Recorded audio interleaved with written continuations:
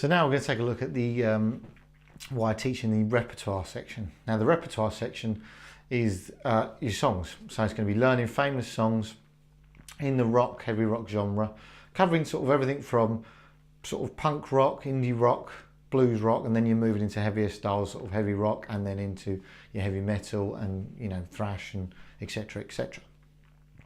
And some of the songs we'll be taking a look at, like the first song you're going to be taking a look at will be part of a set of songs that I'm going to be using. So you'll be learning 40 songs in different phases. So there'll be a phase 1 all the way up to phase 4, and they're going to increase in difficulty and obviously level. So your skill level will be worked on.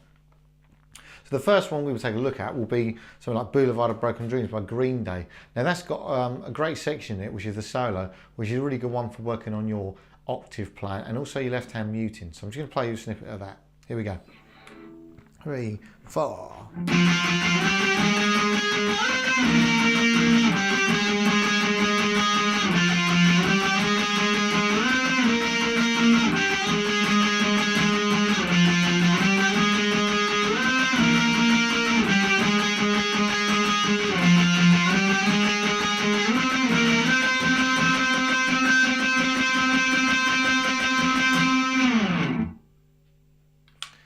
So that was the octave solo for Boulevard of Broken Dreams by Green Day.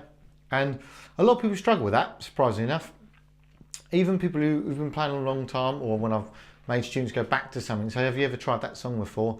And they do struggle with that because it's left hand muting they might not have fully mastered or worked on. So it's a really good one to sort of, you know, it's got nice different components in the song. And then it's got those odd little things, twists, that you can throw in the mix and you go, ah, you know, that's something you need to work on, so it's a cool thing. And all your muting is basically in the first finger, the index finger. So we're muting the 6th string with the tip of our index.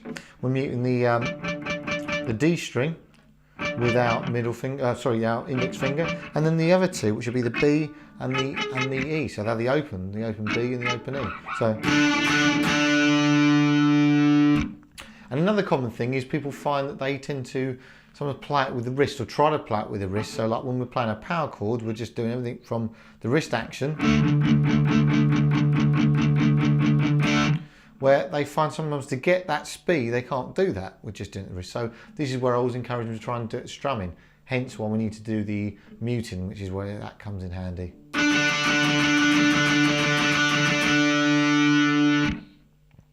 So that's a great thing to learn. It's a good thing to sort of get you into where you are and just checking any little things from your sort of beginner to sort of phases, just to see if you've got some of these things all sort of ironed out before you start moving on to some harder songs. Now for some of you who've been playing a little bit longer, want a little bit more of a challenge, we're going to then be moving into the heavier styles as we go through these 40 songs. Another example, it's going to give you quite a lot to think about, is this very, very cool classic.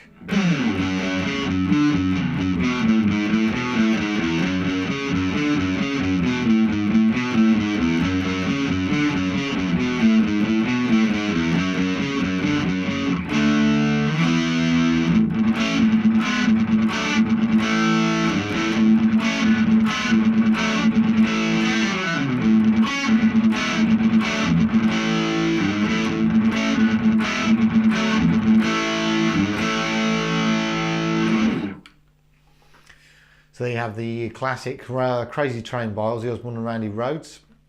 That's going to give you a lot of things to have a look at, especially your shapes as well. Working on your triad shapes will be something we'll be looking at in your technique section. And also pedaling off a note, which is a classic thing that happens in metal hell of a lot, I should say. It's all pedaling off the open A string.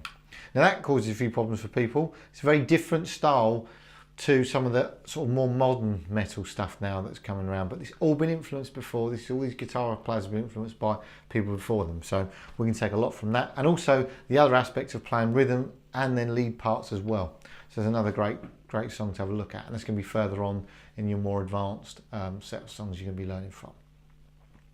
So then we're not just going to learn full songs, which, I mean, learning full songs is a good thing to do. It's going to be good for working on your levels and your confidence levels as well. And it's good discipline because you're learning something note for note and making sure you can, if you need to, for functions or whatever that might be. Although I doubt you're going to get called for functions on these kind of songs. But nonetheless, you're learning how to learn a song note for note. The other side of it is learning sections of songs. So rather than us trying to learn thousands and thousands of songs, we're just never going to know them all. And I don't know them all. We're going to learn the more important parts of the song. We can see how they've used it, their scales in solos, in bridges, and how they've created riffs.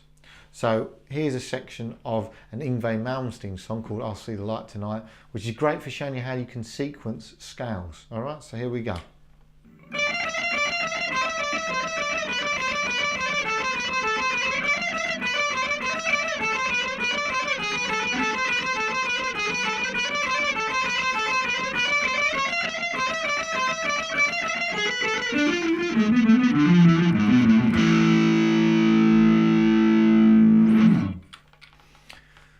Okay, that's quite a toughie, that is. It wasn't full speed. But what you can take from that, even if you don't play something full speed, or you find you think, I'm never ever going to get that, and it just takes practice and practice, is you can still study things like that. So we can take something very slowly like that, and we can study it bit by bit and take a look at how he's used his scales and how he sequenced things. So you can still learn from something, even if you can't play it full speed, or you can't play it as good as Yngwie does. I mean, he's amazing anyway, so you're going to have to practice a hell of a lot if you want to get like that, but it's not impossible. You can get that good. Another thing we're going to take a look at in the repertoire section, we'll be taking a look at full solos as well. So we'll just study the solo, we'll break it down and do it slowly, and then we can work on, once you've learnt the solo, which is another great thing for working on your technique, then we can also then take a look at how they've used scales and how they've mixed and matched things and created their own licks, and then we can then take ideas from that and then create our own licks. So here's the actual main solo to Shook Me. Just give you an example of what we can do here and how we can study stuff from this. Here we go.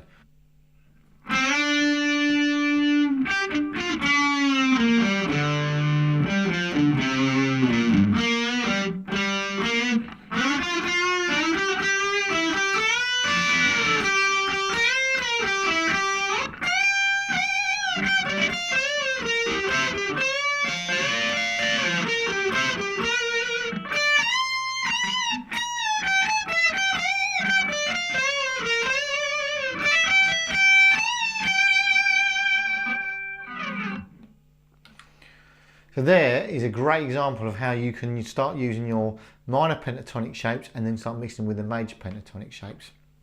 It's a really cool thing to do, and it gives you a nice sort of option of changing the mood from minor, sort of quite a sad mood, to a happy sort of sound. Loads of great licks in that kind of solo, and there's tons more solos we can take a look at and learn, which we will do. I hope that just gives you an insight into what I do and how I sort of teach you the repertoire section, and I hope it was a little bit inspiring as well, and got you to sort of pick up the old guitar and give these things a bit of a go. So I hope to see you soon. Take care.